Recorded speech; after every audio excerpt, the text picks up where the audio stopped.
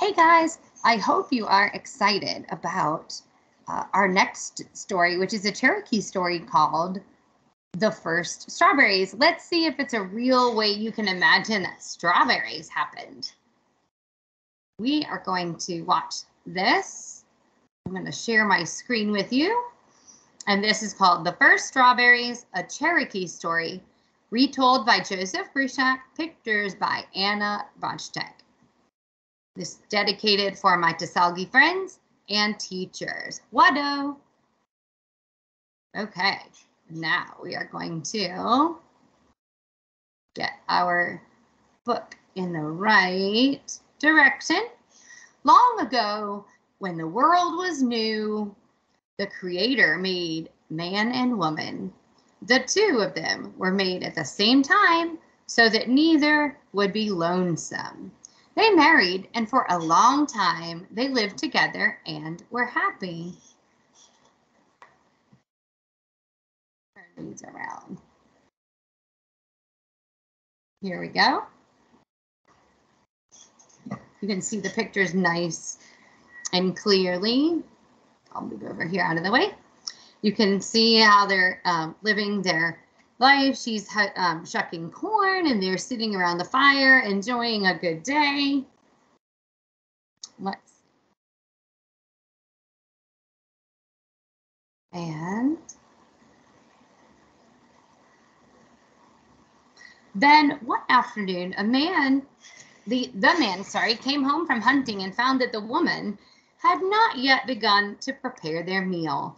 Instead, she was out picking flowers. The man grew angry. "I am hungry," he said in a cold voice. "Do you expect me to eat flowers?" Now the wife too became angry.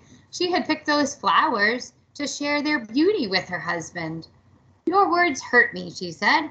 "I will live with you no longer." So she turned to the west and began to walk toward the sun. Her husband followed, but her steps were too quick. He could not catch her. He called her name, but she could not hear him. He went as fast as he could, but his wife was much faster. See her walk, walk, walk. She's so fast. Sometimes, have you ever been mad and you walk very quickly? I think that's what she was doing. The sun watched as the husband followed her. The sun saw how sorry the man was and took pity on him. "Are you still angry with your wife?" asked the sun. "No," said the man. "I was foolish to speak angry words, but I cannot catch her to tell her how sorry I am." "Then I will help you," said the sun. The sun shone its light down on the earth in front of the woman. Where its light shone, raspberries grew up. The berries were ripe and looked so good to eat, but the woman paid no attention to them and continued walking. The sun tried again. It shone down and blueberries grew.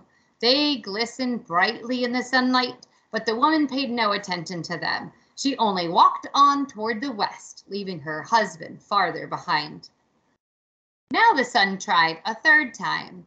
Where its beams touched the earth, blackberries grew up. They were dark and plump, but the woman's anger was too great. She did not even see them. At last, the sun tried its hardest.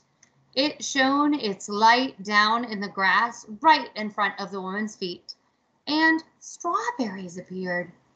They glowed like fire in the grass, and the woman had to stop when she saw them right in front of her.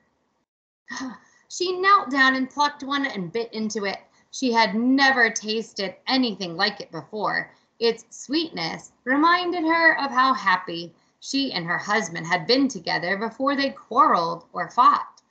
"I must gather some of this fruit for my husband," she said, and she began to pick the berries. She was still picking them when the man caught up to her.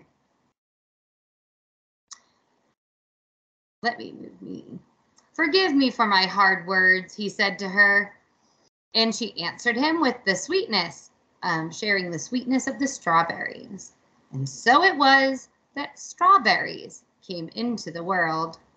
To this day, when the Cherokee people eat strawberries, they are reminded to always be kind to each other, to remember that friendship and respect are as sweet as the taste of ripe red strawberries. The end. I hope you enjoyed our story about the Cherokee tale of how the strawberries came to be important to the Cherokee people. And I hope that you remember to be kind and sweet with your words. Have a great day.